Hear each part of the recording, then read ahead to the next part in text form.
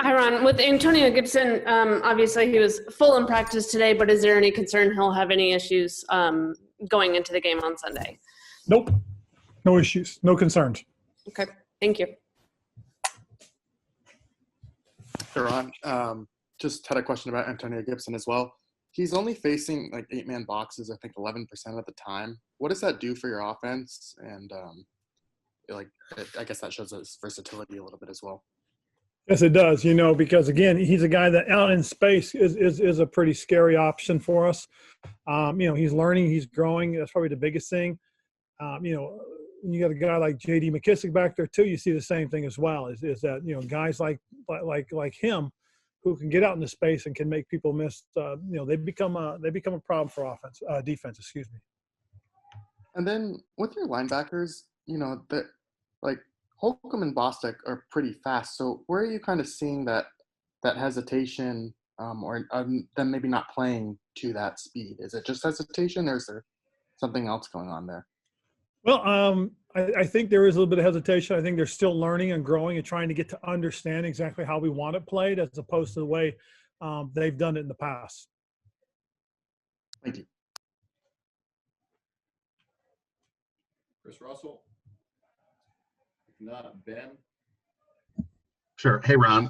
To stay with the linebackers, you obviously stated pretty candidly the other day that you needed to see more from that group. You guys also haven't played Thomas Davis the last 3 games. If you're not liking, I guess, what you're seeing from this group, what does it need for him to get possibly back in that rotation? Well, probably the biggest thing right now is, we got 2 young guys we want to see play a little bit more right now, and that's kind of where we are with it.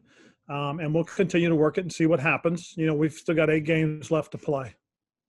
And then in terms of the guys who are playing, Cole Holcomb's obviously just been back the last couple of weeks and playing more, but you've had Bostic basically playing every single snap this whole time. Is there any thoughts you may be looking at Holcomb and Kevin Pierre-Louis or some other combination with Bostic taking a step back if you haven't liked everything you've seen so far?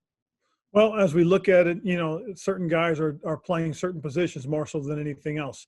And for us, John has been a pure Mike linebacker, and where we've got Holcomb playing on the outside edges as we do Kevin Pierre-Louis. Cool. Thanks. Hey, Ron. I know Alex has talked a little bit in the past about when he first got out there, he was kind of a little rusty, and maybe even last week still trying to feel his way through. Do you expect now with a start in the 3rd game that rust and whatever that, for want of a better term, will be gone, or are you still going to have to feel through that a little bit for a while? Well, hopefully so. That's the thing that we're going to kind of see is where is he? I mean, he's getting all the snaps with the first unit for the most part. So he's really getting into the teeth of what we're doing, and we'll see how he reacts to it. But I believe he's going to react very well and go out and play well. All right, thanks. Heather's not on. John Kine. Hey, Ron, with Antonio Gibson, what are some of the improvements that you're seeing, even last week, were there improvements you saw in his game from previous weeks? Well, some of the things you're starting to see is him get a better understanding of protections, which is, very important to getting him out there on the 3rd down units. So I think that's one of the things that we're looking for and hoping he continues to develop. You see starting to understanding and learning to press the inside hole a little bit more as he's a runner. And that's probably the biggest thing that he's got to do is he's got to learn and understand how it is to run and run a little bit more up inside as opposed to, where he did in college where he really was off the edges a little bit more. And then with the linebackers, as you talk about their adjustment, it looks like, the line going through their own adjustment, going from, 2 gaps, 1 gap. Does that impact more of the run defense versus the pass defense?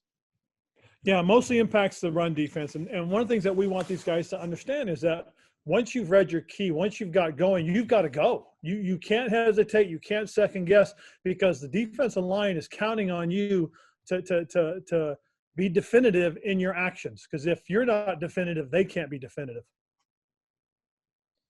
Question about Jeff Okudah on the other side, who was taken 3rd overall right after you guys picked Chase Young. I would imagine you did your due diligence on him. What did you see at the time, and what's the challenge going against a player like that? Well, saw a very good corner, good corner skills, good length, good quickness and speed, good anticipation, plays well with his eyes.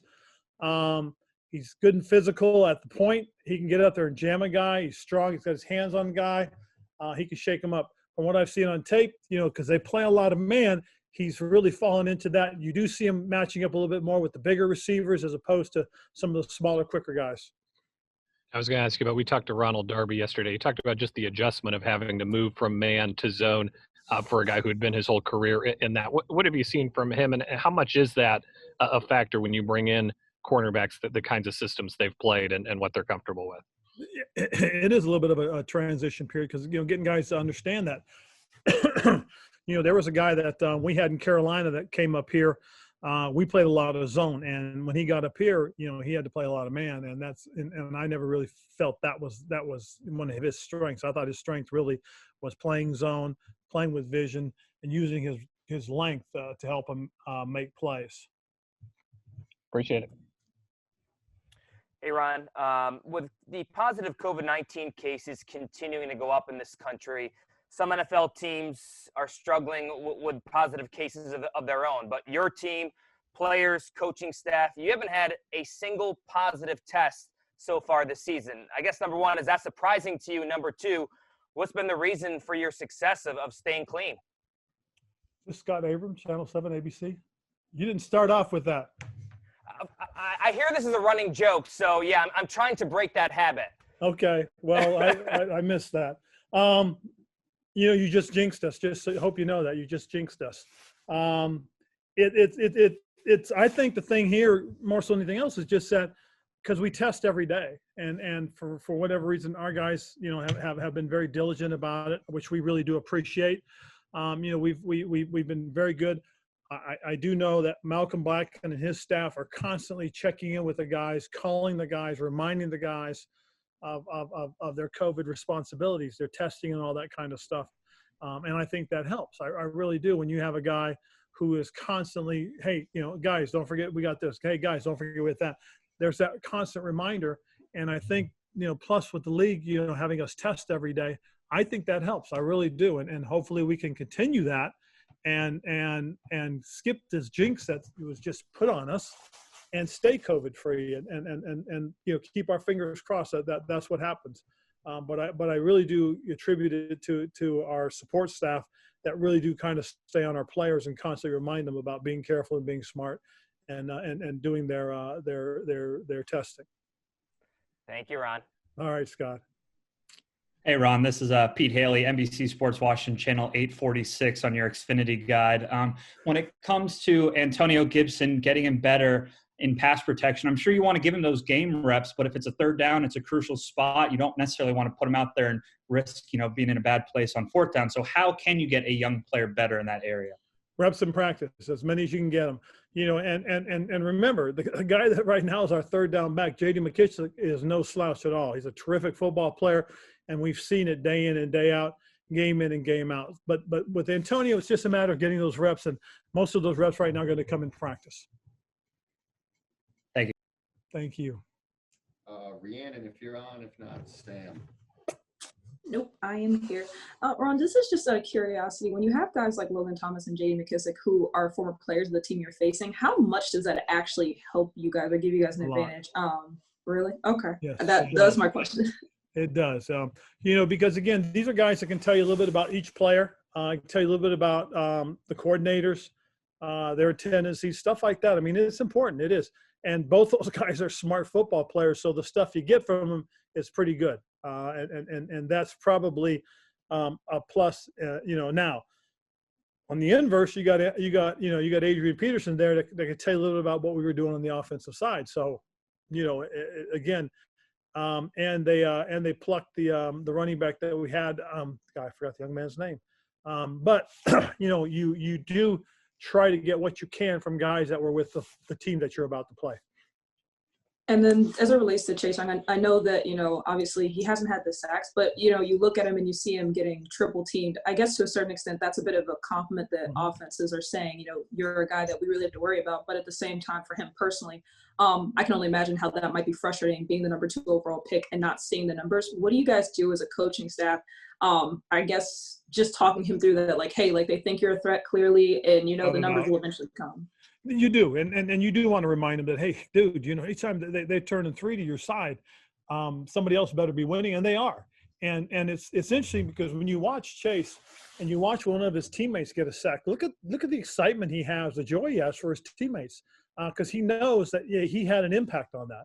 And that's the truth. When you see a kid getting doubled and triple teamed, somebody should win. And for the most part, we've had some guys that have been winning, so that's the huge plus. And again, his will come, and because eventually you're not going to always be able to turn to him. You're not going to be able to put the extra guy to him. You're going to have to respect the other guys as well. Thank you, Ron. You're welcome.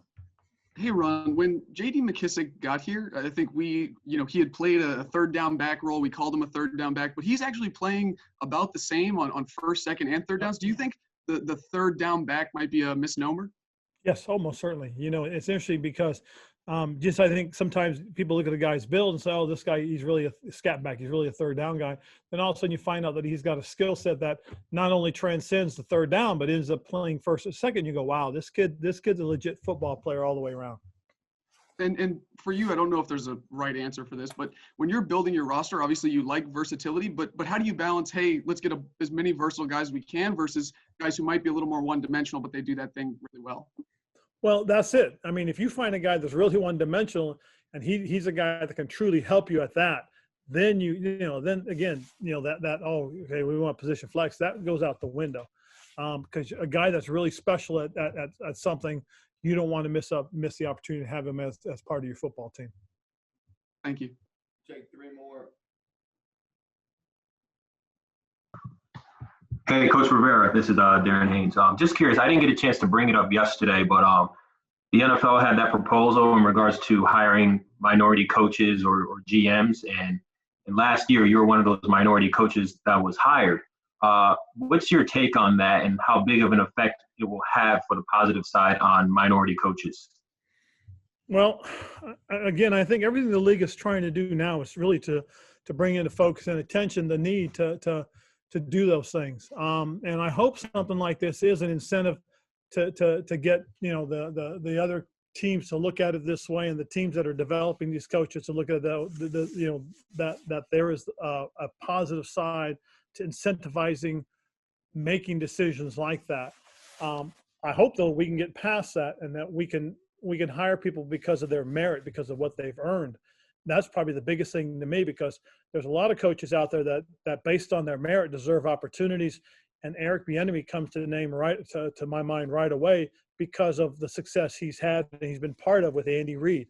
And I think that's really more so the important thing that we have to get to is that we've got to look at merit and say, wow, where this guy's been and what this guy's done merits the opportunity. And again, as I said, a guy like Eric Bieniemy comes to mind right off the bat. Got time for 2 more. Hey, Ron, this is Bob Matthews with sportsjourney.com. You were talking about the linebackers and the play in the run game. Is the fact that they'll face Adrian Peterson this week, who's kind of more of a north-south guy, is that going to make it easier to, defend that gap integrity this week? Well, yeah, not because it's Adrian, but because of the style. You would hope and believe that that's what we should get. A downhill player is a little bit more direct as far as where it's headed, and so getting downhill should not be as much of an issue. Whereas when things are going sideways, yes, there's a little bit of concern. But the truth of the matter is, if you read your keys and you see what's happening in front of you and react, you should be getting downhill now. Got time for 1 more. Hey, Ron, what's your level of concern with Dustin Hopkins, and what have you thought about about Vedveg now that you've seen him for a few weeks? I'm pretty pleased with him. I thought he kicked well today. Am I concerned with Dustin? We'll see. I mean, again, I'm not the doctor. To me, though, he'll probably have to do some kicking either tomorrow or Saturday if he's going to be able to help us Sunday. So we'll see what happens.